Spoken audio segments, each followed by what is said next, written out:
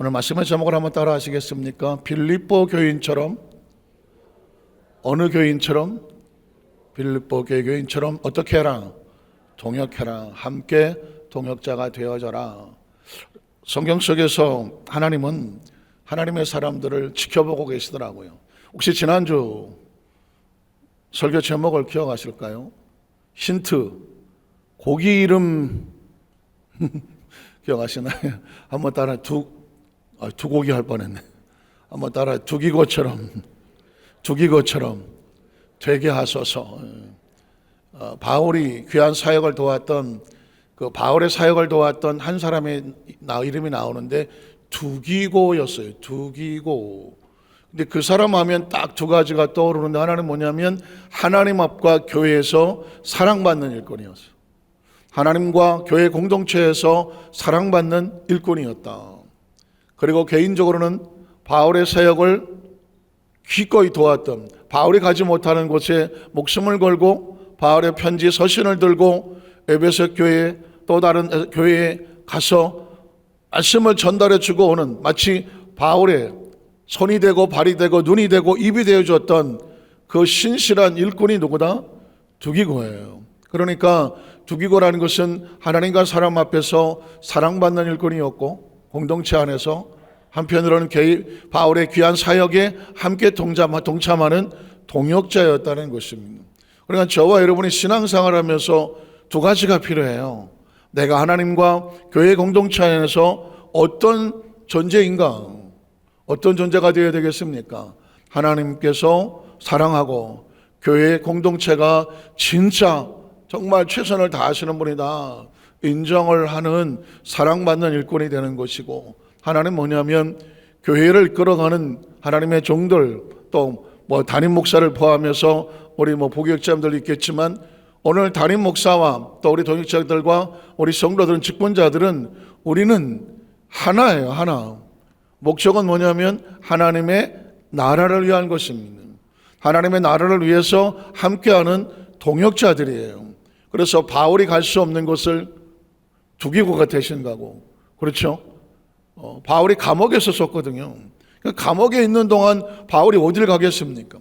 거기서 말씀을 썼을 때에 대신하는 전달자가 누구였다? 두기고였어요. 그러니까 하나님의 나라는 절대 혼자 할 수가 없어요. 혼자 할 수가 없어요. 그래서 담임 목사 혼자 할 수 있는 것도 아니고 교구장 혼자 할 수 있는 것이 아니라 우리 모든 성도들이 다 같이 동역자고 일꾼입니다. 각자 맡은 파트에서 같이 힘을 써줄 때 마치 모세와 우리 양파를 아론과 홀이 손들어 줬던 것처럼 그 시간에 여호수아가 아말렉과 전투를 벌이면서 실전을 벌였던 것처럼 모세의 손이 필요하고 아론과 우리 손이 필요하고 여호수아의 손이 필요했던 것처럼 그 중에 하나만 내려와도 공동체는 모두 무너지는 것처럼, 그래서 하나님의 나라는 함께 손잡는 것이다. 한번 따라 하시죠. 하나님의 나라는 함께 손잡고 함께 힘을 모으고 함께 땀을 흘리고 같이 가는 것입니다. 그러다가 보니까 너도 살고 나도 산다고 말했잖아요. 샬롬이란 다른 거 아닙니다. 너도 살고 나도 사는데 두 사람이 다 같이 힘을 써서 하나님의 나라를 위해서 애써 줄 때에 그때 뭐 하는 거예요? 너도 살고 나도 살고 우리 공동체가 함께 살아가게 되는 줄로 믿습니다. 오늘 이 두기고처럼 바울의 사역을 도왔던 빌립보 교회가 나와요.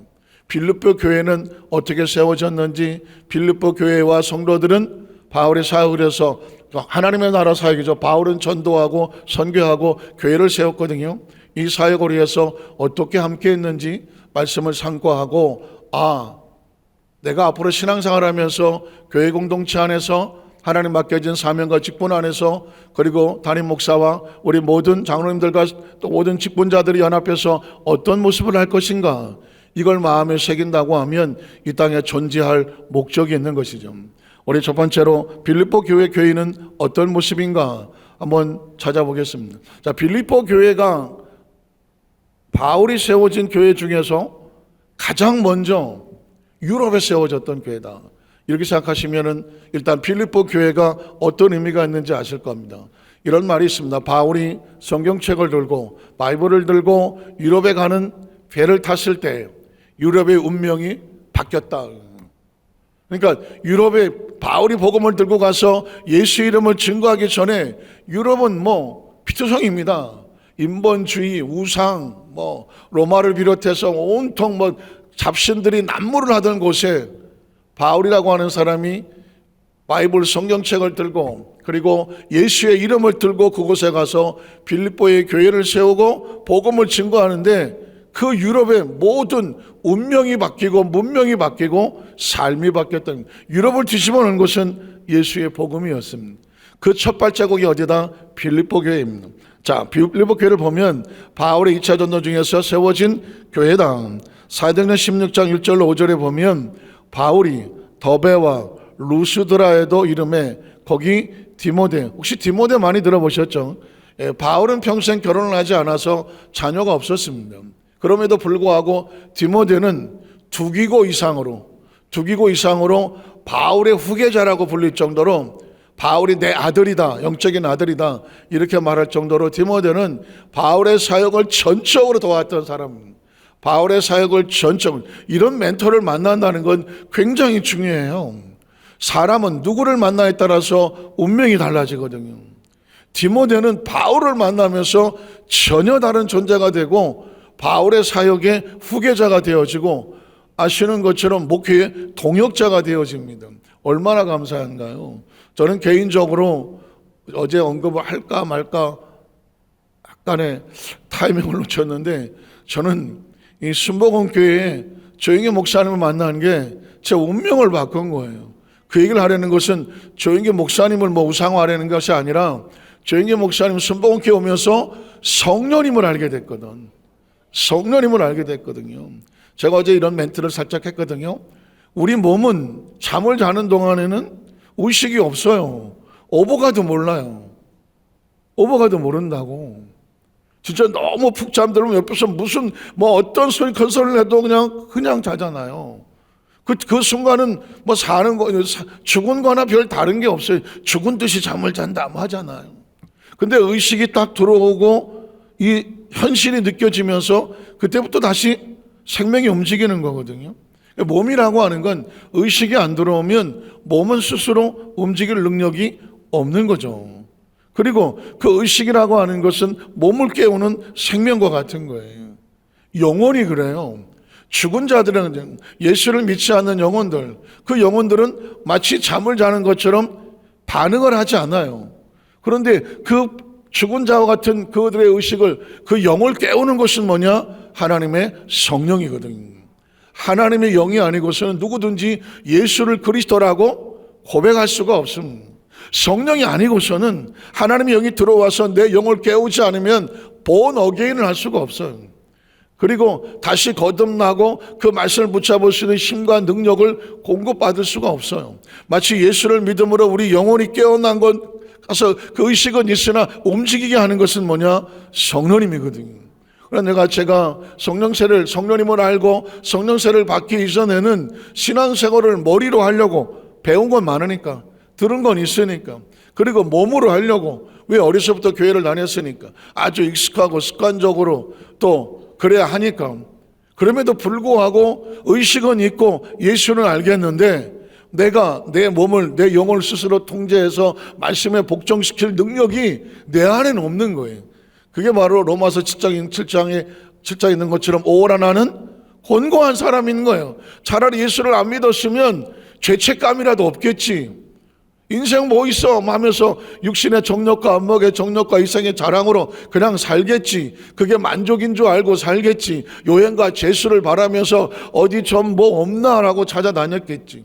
그런데 성령을 받고 나니까, 성령이 지배하고 통제하고 다스리니까, 제가 어떤 사람에게도 설명했는데 성령을 받기 전과 성령을 받고 난 다음에 차이는 뭐냐? 성령을 받기 전에는 한강을 내 힘으로 헤엄쳐 가야 돼. 헤엄쳐 가야 돼. 이게 얼마나 가겠어요, 이거. 별짓을 다 해도 얼마나 가겠냐고. 맨날 빠졌다 하는 건. 그런데 성령세를 받고 성령과 동행을 하니까 마치 모터포터를 탄 것 같아요. 내가 가는 게 아니라 성령님이 가시더라고. 내가 끌고 가는 게 아니라 성령의 파워와 능력이 가시더라고요. 지금 생각해보면 제가 1988년도에 여의도교회 전도사가 돼서 첫 말씀 사역을 시작하고 여기까지 왔는데, 제가 말씀을 드렸잖아요. 제 첫 설교는 실패였다. 제 첫 설교는 안양에 있는 교도소에 가서 설교를 하게 됐는데, 안양 교도소에 이제 뭐 감별하는 데도 있고 뭐 청소년도 있고 뭐 여죄수들 학생들도 있고 아니면 남자들 뭐 시커먼 죄들도 있는데, 하필이면 첫 설교하러 가는 게 안양 교도소였어. 이게 그것도 말이 토요일 날 전화 와갖고 뭐 주일날 내가 설교를 못하러 가게 됐는데, 그때는 신학생이었거든요. 신학생이야. 그때 1학년인가 2학년인가. 또 신학생끼리 뭐 전도사님이라 그러니까 우리 김 전도사님이 내일 가서 설교를 좀 해주셨으면 좋겠습니다. 토요일인데 내일 주일날 가라는 거예요. 봉사 끝나고. 그런데 하나님의 일은 뒤로 물러서는 게 아니다. 이게 머릿속에 박혀 있거든요. 이건 사람의 전화도 아니고 사람의 음성도 아니다. 하나님께서 나에게 이 사역을 첫 시작하게 하시는구나, 이런 생각이 들어서 일단 덜커덕 아멘을 했거든요. 알겠습니다. 덜커덕 알겠다는 했어. 근데 그때부터 잠이 안 와. 첫 설교니까. 그것도 어디 익숙한 무슨 교회나 무슨 성경 공부가 아니라 난생 가보지도 않은 안양 교도소를 가서 뭐 아직은 뭐 이렇게 판결받기 전이지만 그 나름은 죄수라고 앉아 있는 거잖아. 일단 구치소 같은 거니까. 거기에 애들한테 가서 보니까 여학생들이 한 중고등학생 나는 청소년들이에요. 청소년들. 한 7, 80, 한 100명 앉아 있는 것 같아요. 이제 거기서 이제 말씀을 증거하라니까는 잠도 안 오고, 제가 그날 밤에 내가 얼마나 힘들었는지 몰라. 그래서 아침에 예배 드리고 아이들 가르치고 해놓고 1시인가 데리러 왔어.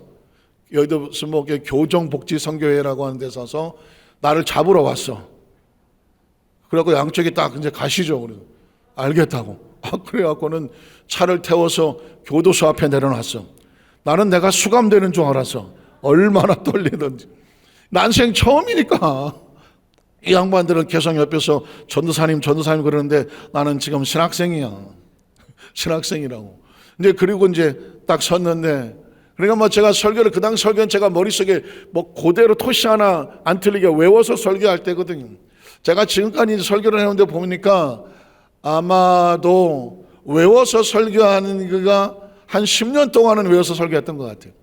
목회를 하면서 강단에 설교를 할 때 보니까 10년은 거의 뭐 설교를, 옛날에 한탕 조영계 목사님 설교를 외워서 할 때가 있었어요. 왜냐하면 조 목사님의 설교의 구조, 패턴, 그 다음에 목사님 사용하시는 어휘, 언어, 그 다음에 사고, 이런 어떤 성경적인 신학적인 관점, 이런 걸 제 머릿속에 틀어 잡으려고 제가 한 3년 정도 그렇게 외워서 했던 기억이 있는데, 그때 어떻게 하냐면 이 A4 용지가 8장이 나와요. 타이프를 치면 8장이 나와. 그러면 그때 조 목사님 설교는 나중에 비서실에 가서 제가 원고를 보니까 딱 25분 하시더라고. 여의도 교회 왜냐하면 뭐 주일날 막 밀려 들어오고 그 안에 설교를 1시간에 안 끝나면 이 들락날락이 안 돼. 그러니까는 25분을 설교하시는데 A4 용지가 8장이 들어가. 그래서 제가 A4 용지 8장을 다 외웠어. 그걸 다 외웠어. 그러니까 여기 딱 외우고 나면 어떤 일이 벌어지는 줄 알아요? 옆에서 말 시키면 안 돼. 옆에서 말 시키면 안 되고 뭐 건드리면 안 돼. 왜냐면 여기 잔뜩 들었어. 이렇게 하고 가야 돼. 이렇게 하고 가서 웬만한 것도 이렇게 보면 안 돼. 그 딴 거 이렇게 봤다가 여기 있는 게 날라가. 이게 들어오면 이게 날라가. 그래서 누가 이것도 들으면 안 돼. 뭐라고 떠드는 거 들으면 또 이거 들어온 거 맞고 이게 날라가. 아니 내 생각에 그래. 8장을 다 외워갖고 올라가서도 뭐 하겠어. 한 단어 하나도 안 날라가게 하고 그래서 딱 올라가면 그냥 A4 8장을 그냥 날리고 끝나는 거예요. 설교가. 제 생각에 10년은 그랬던 것 같아요. 그런데 첫 설교니까 이건 뭐 A4 용지도 없어. 그 당시는 뭐 조목사님 그것도 없어. 제가 이제 설교 준비를 해서 내 생각에 한 20분 안쪽 이렇게 했을 텐데 여기다가 잔뜩 넣고 옆에서 뭐라고 떠들어도 하나도 안 들어와. 딱 와서 하는데요. 아이고. 그래서 설교를 그냥 외워서 막 하는 거예요. 하는데 딱 단어가 생각이 안 나. 왜냐면 그래서 여러분 어디 가서 발표할 때 조심하라 그랬잖아요. 막 이렇게 설교를 하는데 한 아이가 그걸 보지 말아야 돼. 여러분 어디 가서 구역예배 인도하거나 뭐 간증하라고 하거나 뭘 하려고 할 땐 절대로 조는 사람, 딴짓하는 사람, 하품하는 사람 쳐다보면 그 순간에 다 날아가. 제가 그 순간 단어 하나가 생각이 안 나는 거예요. 야, 그래서 그 단어 생각해 나가는데 한 10초, 20초? 근데 그게 한 20년 된 것 같아요. 그러다가 다시 탁 들어왔어. 그래서 마무리를 다 끝냈어. 근데도 나는 그 순간 아차 싶었던 게 있잖아요. 그런데 제가 왜 이걸 안 잊어버리냐. 그리고 무사히 잘 끝났으면 이게 트라우마가 안 돼. 근데 딱 끝나고 내려오는데 날 같이 옆에 붙어 끌고 갔던 교정복지 선교회 그 집사님들이 내려오는데 전도사님 맞으세요? 야, 그 말이 평생 떠나지를 않나.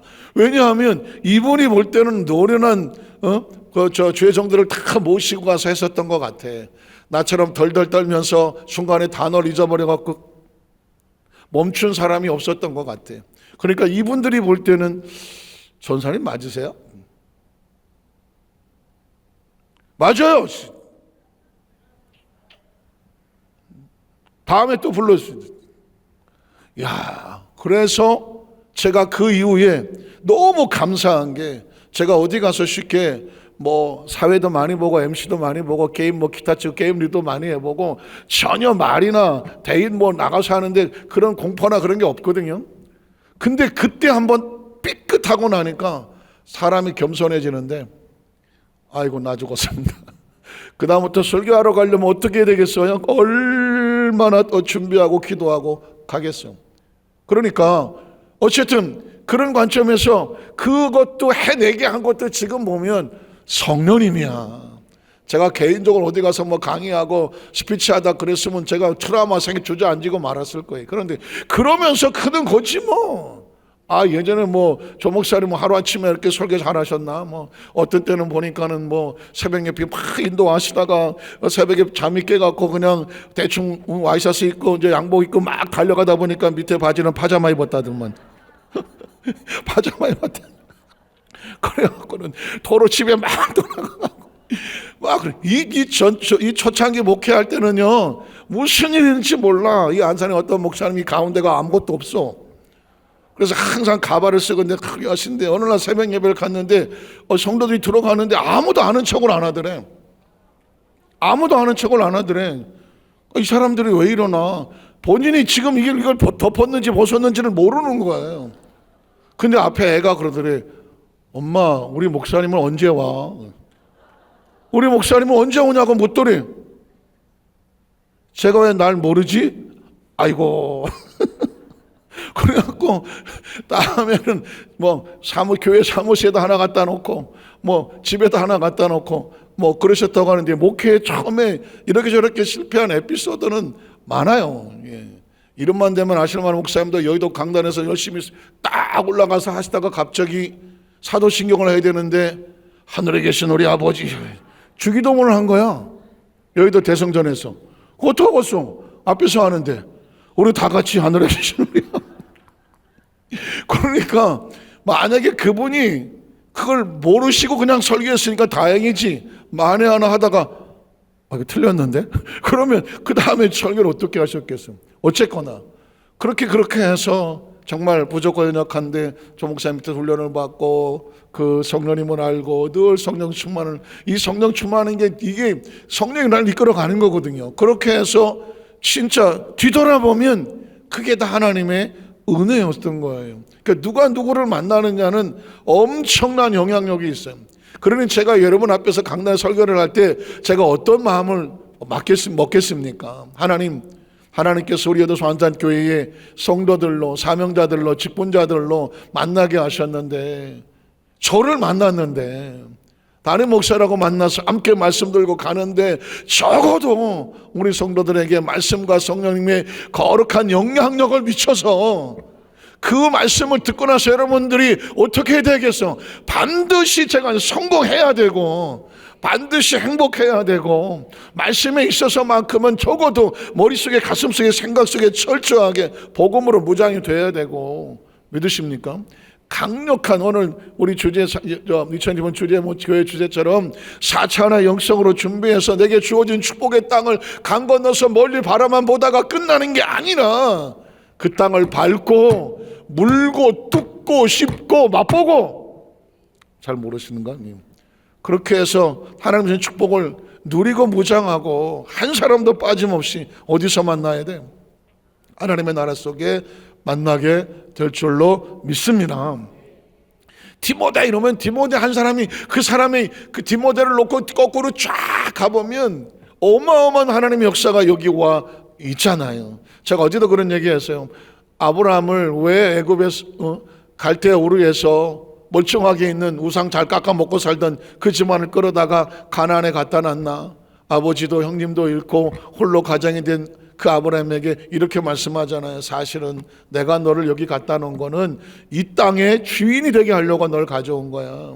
어쩌면 디모데도 마찬가지죠. 그 많은 사람 가운데 왜 바울을 만나게 했을까? 네가 바울의 사역을 돕고 바울의 동역자가 되고 바울의 후계자가 되라. 그 사역하려 갖다 놓은 거예요. 그러니까 저와 여러분 이 땅에 살면서 우리가 만나는 것에 하나님의 의미를 두면 버릴 것은 하나도 없어요. 넉넉하면 넉넉한 대로, 부족하면 부족한 대로 그 가운데 하나님께서 우리에게 일하게 하시는 이 놀라운 섭리를 가슴에 안고 사면 매일매일이 기적이죠. 매일매일이 행복한 겁니다. 자, 계속 넘어가겠습니다. 자, 그의 어머니는 믿는 유대 여자요 아버지는 헬라인이라. 디모데는 루스드라와 이고니에 있는 형제들에게 뭐 하는 사람이에요? 칭찬을 받는 사람이었고, 또 바울이 그를 데리고 떠나고자 할 때 그 지역에는 유대인으로 말미암아 그를 데려다가 할례를 행하니 아버지가 이방인이었 헬라인이라고 말하죠. 그래서 할례를 했다는 것입니다. 이런 그 사람들이 그의 아버지는 헬라인 줄을 다 알미러라. 그런 사람도 바울이 데려다가 자기 후계자를 삼고 동역자를 삼은 거죠.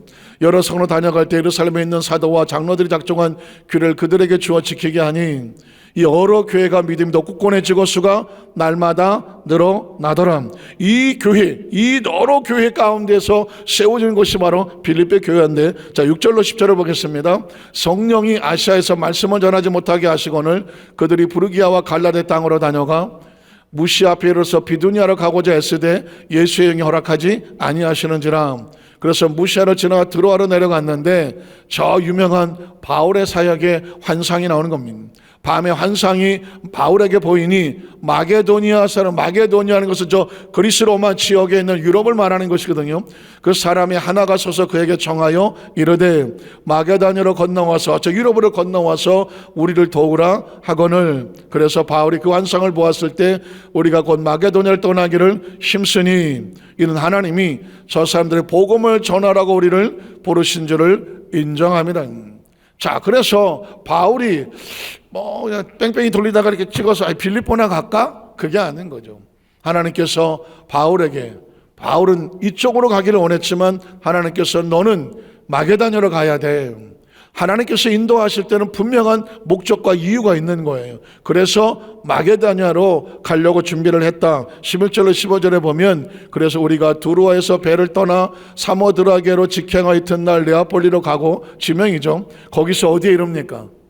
빌립보에 이르게 됩니다. 그러니까 바울이 빌립보에 가게 된 것은 우연도 아니고 재수도 아니고 여행도 아니고 오다 가다가 그냥 피곤한데 그냥 여기 있을래 한 것은 절대로 아닙니다. 그리스도는요 항상 앉고 서는 것에 대해서 하나님의 의도와 계획과 섭리를 가슴에 두십시오. 그게 목적이고요, 가치가 되고 이유가 되는 것입니다. 어떤 상황이 됐든지 사건보다 중요한 건 해석입니다. 사건보다 중요한 건 해석입니다. 어떤 사람은 여기 힘든데 내가 왜 여기, 자신의 해석으로 하면 힘든 곳입니다. 그런데 하나님의 해석으로 바라보면 여기는 하나님께서 내가 필요해서 이곳에 세우시는구나, 하나님의 목적이 있다면 거기가 축복인 거예요. 빌립보는 바울이 가고 싶어 가는 곳이 아닙니다. 바울은 아시아를 가기를 원했습니다. 그런데 하나님께서는 아시아보다 먼저 유럽이야, 그러면서 바울을 인도하셨던 곳이 어디다? 빌립보고, 자, 빌립보는 마게도냐 지방의 첫 성이요 로마의 식민지라. 이 성에서 수일을 유하다가 안식일에 우리가 기도할 것, 예배드릴 것이 없을까 하여 문 밖 강가에 나가서 거기 앉아서 모인 여러 여성들에게 말하는데, 거기서 두아디라시에 있는 자색 옷감 장사라서 하나님을 섬기는 누가 나옵니까? 루디아가 여기 나오는 겁니다. 빌립보 교회에 그러면 따라 나오는 이름이 뭘까? 루디아예요. 한번 따라 루디아, 루디아, 루디아. 영어로 말하면 리디아라고 하는데 루디아입니다.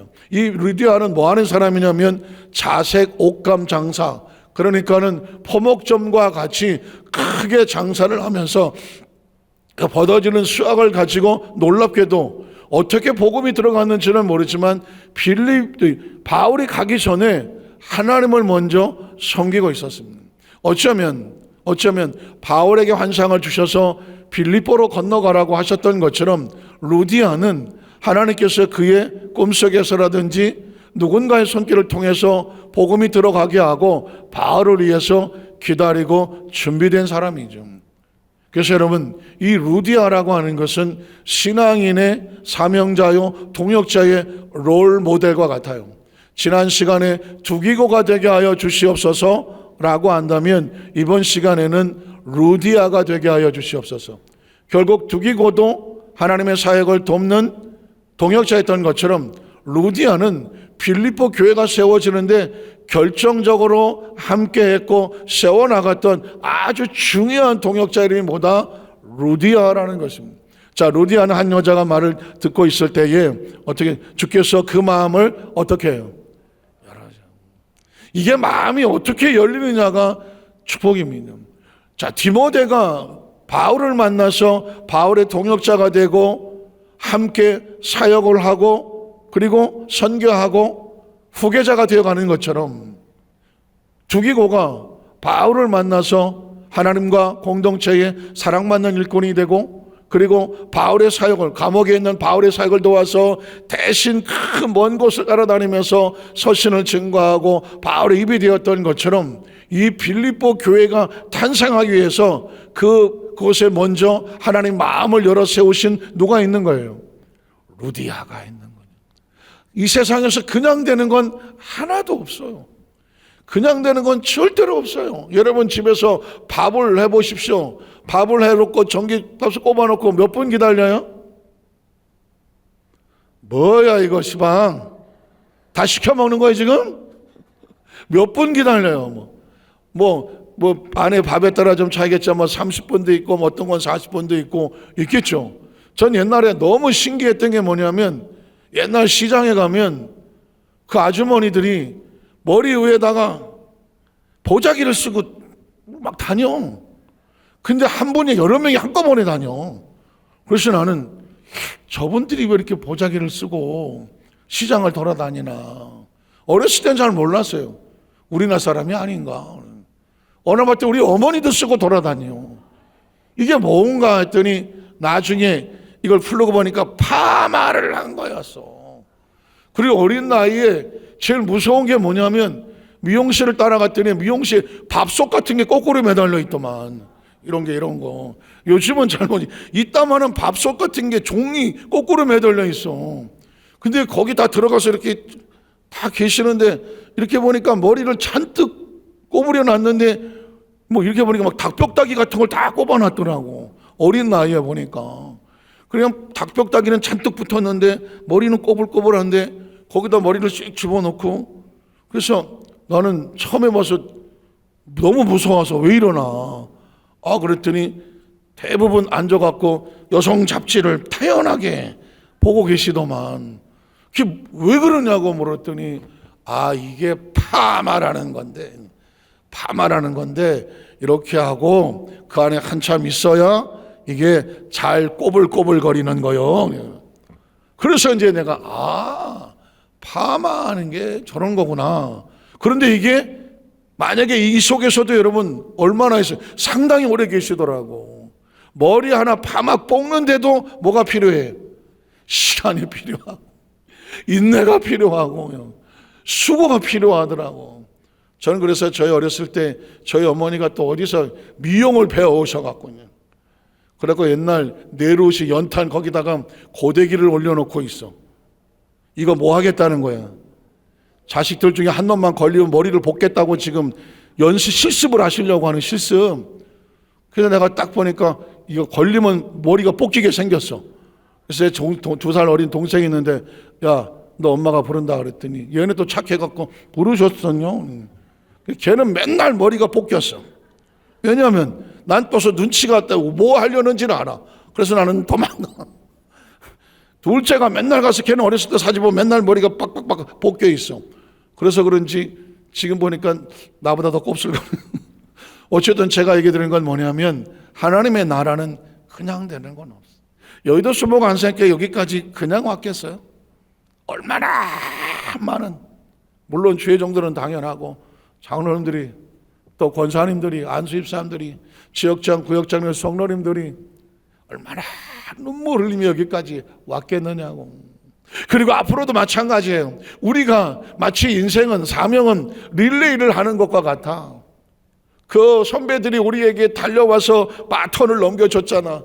당신들이 하시라고 넘겨줬잖아. 그걸 받아서 우리 세대에 지금 이 교회를 섬기며 공동체를 위해서 하나님께 사랑받고 교회 공동체에 사랑받는 일꾼이 되기를 원해서 또 우리 함께 마음을 모아서 신실한 주의 일꾼이 되기 위해서 지금 달려오고, 그리고 우리 세대가 또 지나가면 우리 다음 세대에게 최선을 다해서 넘겨줘야 되지 않겠어요?